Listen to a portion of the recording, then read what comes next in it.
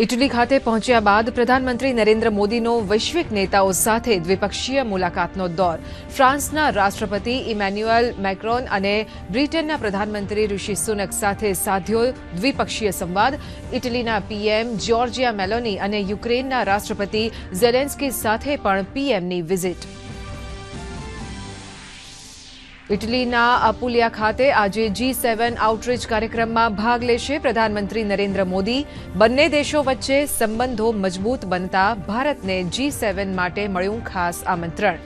સંમેલનમાં AI, ઉર્જા, Africa અને ભૂમધ્ય સમુદ્ર ઉપર ધ્યાન કેન્દ્રિત કરાશે। કુવૈત અગ્નિકાંડમાં ઉત્તર ભારતના મૃતદેહોને લઈ એરફોર્સનું વિમાન દિલ્હી જવા રવાના। દક્ષિણ ભારતના મૃતદેહોને કેરળ લવાતા પરિવારજનોનો ભારે હૈયે કલ્પાંત। એરપોર્ટ પર સીએમ પિનરાઈ વિજયને મૃતકોને આપી ભાવભીની શ્રદ્ધાંજલિ।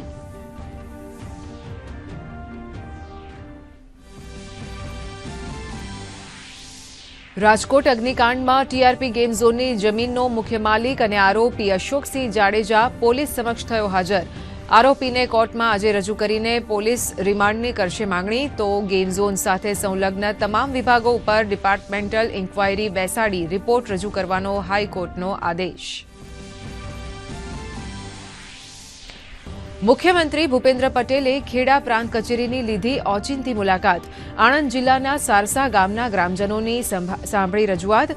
આરોગ્ય, રોડ મરામત સહિતની રજૂઆતોનો તાત્કાલિક ઉકેલ લાવવા અધિકારીઓને આપી સૂચના। લાભાર્થીઓને ચેકનું પણ કર્યું વિતરણ।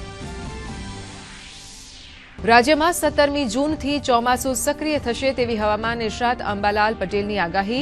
ડાંગ જિલ્લામાં છૂટાછવાયા વરસાદ સાથે વાતાવરણમાં પ્રસરી ઠંડક, તો આજે બનાસકાંઠા, અમદાવાદ, ગાંધીનગર, દાહોદ, સુરત સહિતના 15 જિલ્લાઓમાં સામાન્યથી મધ્યમ વરસાદ વરસવાનું અનુમાન। ઉત્તર ભારતમાં ગરમીનો કેર યથાવત, ભેજનું પ્રમાણ ઘટતા ઉત્તર પ્રદેશ, બિહાર, ઝારખંડમાં લોકો હીટવેવની સ્થિતિથી પરેશાન। દિલ્હીમાં આગામી 2 દિવસ ઓરેન્જ એલર્ટ। બિહારના બક્સરમાં નોંધાયું સૌથી વધુ 47.02 ડિગ્રી તાપમાન, તો દેશના પૂર્વ દક્ષિણ ભાગોમાં હળવાથી ભારે વરસાદની હવામાન વિભાગની આગાહી। 18મી લોકસભા સ્પીકર પદ માટે 26મી જૂને યોજાશે ચૂંટણી, તો 24 અને 25મી જૂને નવા ચૂંટાયેલા સાંસદોને પ્રોટેમ સ્પીકર લેવડાવશે શપથ।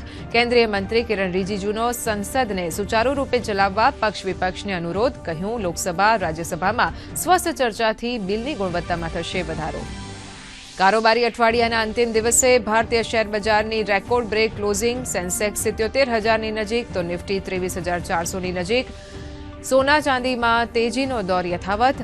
ડોલર સામે રૂપિયો 2 પૈસા તૂટ્યો।